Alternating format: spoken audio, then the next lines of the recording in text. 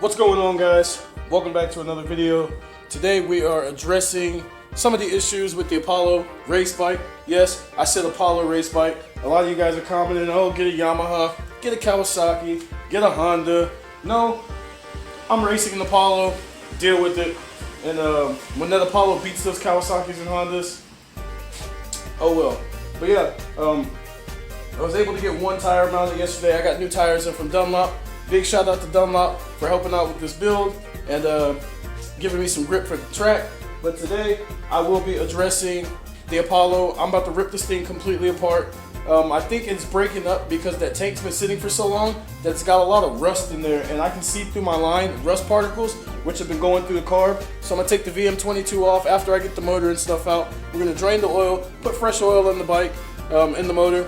We're gonna clean the carburetor out and go from there. But for now, I'm gonna address the issue of trying to get this old tire off, which should be really easy, but getting the new front Dunlop on, the rear is already mounted, and we'll go from there.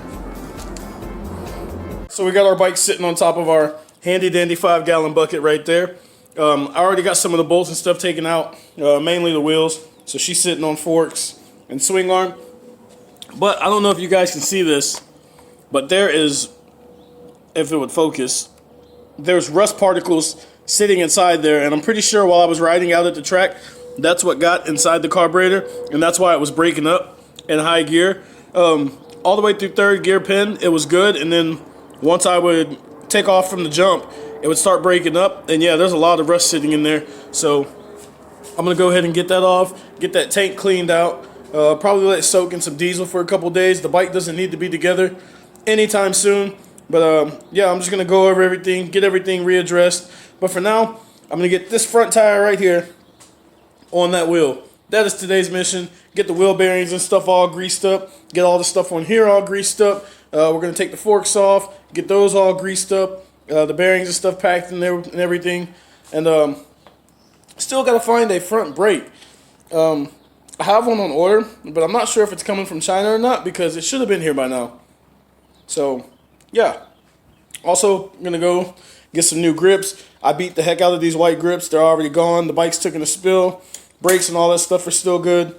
So, like I said, we're just gonna address this thing today, get it all ripped apart. I'm probably not gonna show you guys every step of the process, but I'll keep you guys updated once I rip everything apart and get some more bolts, get some thread lock, because a lot of these bolts vibrate loose. But yeah, I'm gonna tackle this front tire issue right now. Update. Wheel, tire, tire off the wheel. New tire needs to go on the wheel.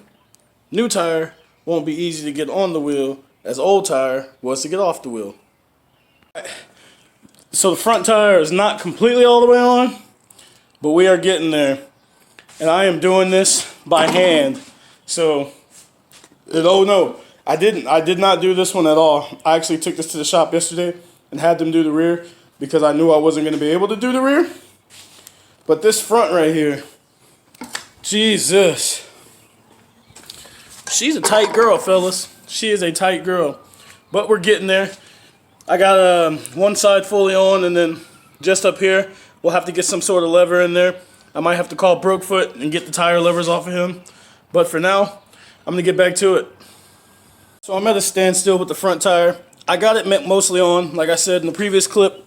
This part right here is just really, really hard to stretch without tire levers. So I'm waiting on my boy Brokefoot to call me back. And I'm going to shoot on down to his house, which is right down the block, and grab those. I'll actually just take that with me, put them on there, and then air it up. But for now, I'm about to get into taking off these plastics, the seat, and getting this tank off so I can get it soaked and get all this rust and stuff that's going into my carburetor out. And then we'll get this motor out, set it up there on the bench. And I'm going to start going through it. I'm going to take some stuff off, probably redo the gaskets, and then check inside it, make sure, well, who knows, there's probably rust and stuff inside there too, so we're going to have to do a complete motor flush.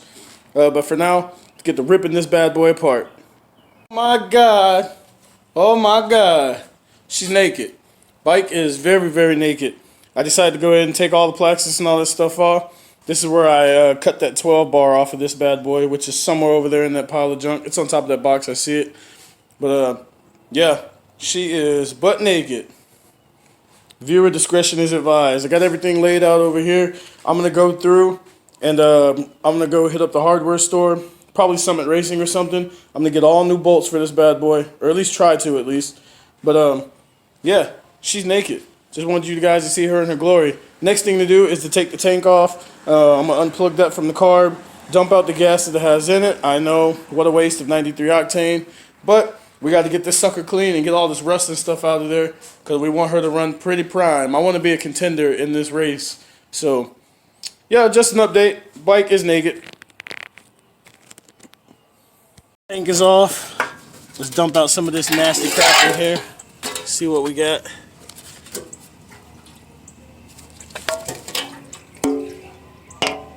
Wow, look how slow that's actually coming out. Oh yeah, I see rust particles and stuff coming down the thing. Oh yeah, she's clogged. Maybe that's why it's breaking up, because she's not getting enough fuel. Probably because there's rust and stuff stuck in there. But yeah, there is definitely some rust particles stuck in there. I'm going to have to take the petcock off and stuff and clean that again too. I'm going to take it off from the cap and just dump the rest of it out. And then hopefully get this thing unclogged. Quick change of plans. We got the bike mostly broken down. I've ran a bunch of stuff through the tank to get it cleaned out. Still going to have to let it soak in some diesel. The bike definitely needs to get it clean. I'll do that. I'm on my way to Brokefoot's house. I got everything loaded up. This is everything for the bike. We're going to finish getting the tire on the wheel. This one's already ready to get mounted. There's no point in really mounting it on the bike since I'm taking it apart and going over everything. I'm going to take all the brake fluid out, put brand new brake fluid and stuff in there. We're going to grind off that stuff from the exhaust, and we'll probably drill through and then put my stock pipe back on and get the exhaust situation and stuff worked out. But for now, everything is loaded in the bike, in the truck, and then all we have to do is just shoot on down the road to Brokefoot's house, get this thing unloaded, and get to working. It is crunch time. So we made it. Bike didn't fall over. We got pieces and parts and stuff everywhere. We got to get the rest of this tire on. Surprisingly, I got all this on with my hand. We got Brokefoot right here. Yeah, that is beautiful. Look at these tires. Look at them tires, though. I told you, we got the meats, bro. Shout out to Dunlop, baby. Gotta give me a set of them down. Wish Dunlop would have sent me a tire changing stand, though, too. But for doing this with my hand, that's all I have left. That's crazy. No levers, no wrenches, no nothing. I did this by hand. Update. After a couple strokes and some standing and some pushing, we were able to get the tire mounted. Got some air in it. That boy's got some meats now. Got the rear. That was done by North Texas KTM, SLM Racing. Shout out to Big Sean Hackley, Todd Tarver, Paul. Don't know Paul's last name, but Paul was there. They took care of your boy. But now the Apollo has some meats. Now I just got to get everything else worked out on the bike and get these back on. But man, check that out though. Shout out to Dunlop once again. I'm so grateful and so thankful to have such an awesome sponsor. This should be a good Mini X Pit Bike National. Like I said before, we were addressing the issue with the rust and stuff getting down inside the carburetor. I've checked inside, opened up the slide, even though I know there's some in there and I'm gonna have to take it off, open the bowl and clean it real good. I took the air filter off, which happens to be brand new, and you can see that there's definitely been like some rust, water, and some blowback and stuff go inside there. This is a brand new filter, by the way. I'm gonna have to soak this bad boy in some gas and stuff as well. But we're about to address the issue right now with the leak from the tank. Other than some of it coming out of the petcock, I gotta add some more Teflon. But there is a little itty bitty hole right here where it mounts from when the bike dropped. But it's such a small pinhole. When you look inside the tank, you can see it. Also, you can see there's still some rust and stuff in there. We're gonna have to, like I said, let that sit in some diesel for a couple days. Tank doesn't need to be on. Not gonna be riding anytime soon. Just addressing all the issues in the bike, which happens to be just sitting inside the truck, completely dismantled. And I have to get that engine and stuff off. I'm going to put some fresh oil and everything in there, get that all cleaned up as well. But for now, we're going to address that issue of getting that tank and stuff welded up. Just a little weld. That nick's like so small, like I can't even open my fingers to tell you how big it is. Yeah, you can definitely tell there was some rust and stuff getting in there, and that's probably what's causing the bike to break up when I was full pinned and trying to shoot a double. Last video where I stepped on my boy Goku's hand, right? Well, let's address this issue. My boy done found Goku's hand just chilling on the floor, dog. Like, Just found Goku, bro. I'm sorry, B. I'm sorry. You're getting replaced with a Deku keychain anyways.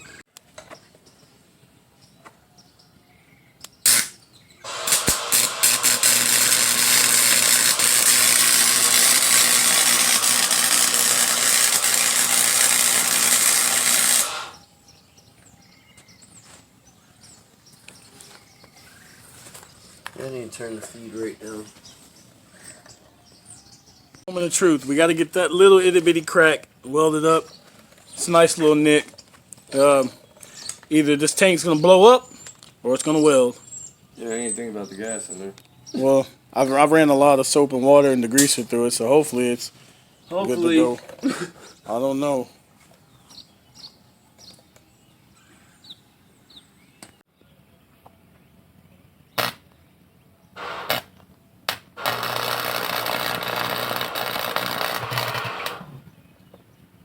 Oh.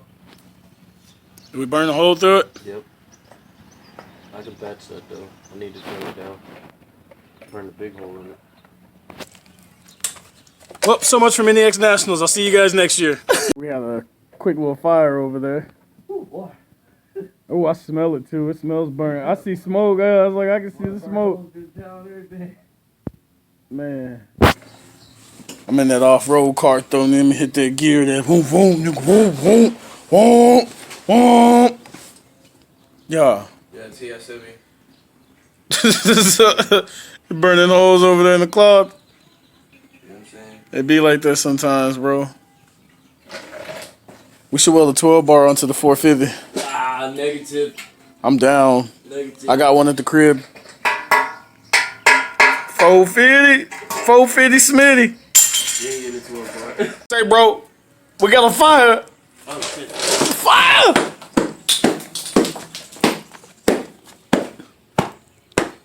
Were you sitting there recording and not? You didn't tell me it was a fire going? Bro, I was sitting in the cart, dog. Look at all this smoke, boy. We got Apollo barbecue out here. Apollo barbecue. Apollo barbecue. Oh, we got that SSR though. That bad boy came out super duper. Super duper. We got that RFZ though in the background though too. That RFZ. Let me borrow that motor real quick, man. All right, we got a tank update. She welded. No, that's not a weld, bro. That is ugly. Don't, you know what I'm saying? I didn't do that. Well, it's on there. She's good. And it ain't leaking. Hey, dude, that's what happens when you have a effed up welder. It's okay. You use a Harbor Freight She's welder not that's leaking, having and problems. all that's covered by plastic, so I really don't care about that. I just need to be out here on the track. She should have used the stick welder. I would've been better She off. holding, you know what I'm saying? That's all that matters. Shit is different on Tuesday. Today's progress was actually really successful. It might not seem like a lot in just a short 13, 14 minute vlog, but tires are mounted, good to go. I got to put the bearings back in the front wheel when I get them mounted.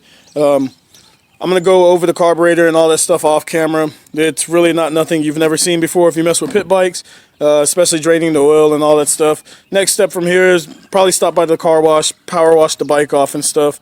Or I might do that tomorrow. Yeah, I don't know. It's supposed to rain and storm real bad. But yeah, tires and stuff mounted. Bike's dismantled. It makes it a lot easier to work on and get to a lot of stuff. Got to get our exhaust situation figured out. And then the tank, welded. So leak free. We're going to add some Teflon to the petcock because the petcock had to be modded for it to work because I ordered the wrong one. Well, actually, I ordered the only one that I could find. But yeah, that was that update right there. The Apollo race bike will be ready on race day. She will be ready to go. And you will see more of the process and stuff as the week goes on. That's going to be it for today's Moto vlog. This is episode 2. I'm going to bring you guys a lot more vlog content, a lot more shenanigans, a lot more crazy stuff. But this isn't like a build series. This is the bike you've already seen be built. And like I said in the previous comment I made, I have nothing against CRFs, TTRs, and KLXs. I just chose a cheaper route, which, I mean, the Apollo's, that bike completes $1,000. I got it for a couple $100 worth of CRF 250 parts. And it went from a complete rust bucket to a race bike. It doesn't look like much now because it's dismantled, but that is a race bike. And come race day, I'm going to prove that Apollos can hang with those $3,000 bikes. $2,200 if you want to be specific. But after you get done full modding them, you're looking at upwards of $3,000, $4,000, which I'm looking at upwards of about $600. So, like this video, subscribe, make sure you snap your throttle cable when you're out there riding, or else you're not really riding. And I will see you guys in the next one. I'm out.